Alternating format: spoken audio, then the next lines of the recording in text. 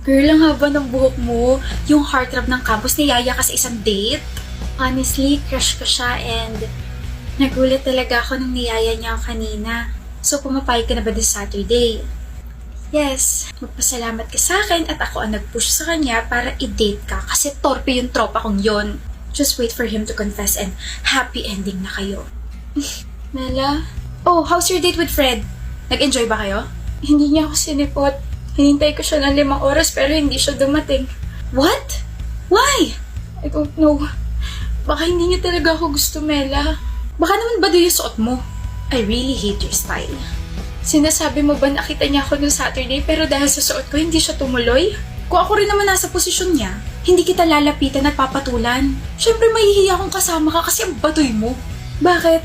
You really think na magkakagusto talaga sa'yo si Fred? Girl, wake up. Wala ka sa Wattpad. Why are you doing this to me? Nakakairita ka. Nakikita pa lang kita, nasusuka na ako sa'yo. Magkaibigan tayo, Mela. Huh? Hindi tayo magka-level tanga.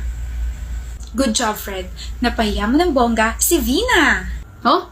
You ditched her last Saturday, diba? Sobrang ilusyonada niya kasi. She needs to know her place. Wala nangyaring ganun. Huh? Natuloy kami na Saturday. Sobrang nag-enjoy ako kasama siya. Sobrang komportable ako kasama siya. I'm glad you pushed me na yayain siya. Hindi ko sinabing mag-enjoy ka. I told you na yayain siya at pagkatapos nun, hindi mo siya sisiputin dahil ang goal natin ay mapahiya siya. Pero hindi ako ganung klaseng tao. You are useless. And you are insecure. What?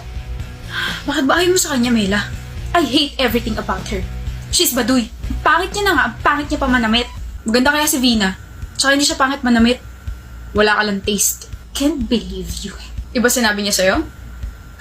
Sorry pero sinadjust ko kasi na sabihin niya sa'yo na hindi ko siya sinipot. Pinagkaisahan niyo ako? Why? Parang malaman niya na may peke sa paligid niya. Nga pala, hindi tayo magtropa, Mela. Wala kasi akong kaibigan na may ugaling nakakakilabot. I hate you so much, Vina. And you too, Fred.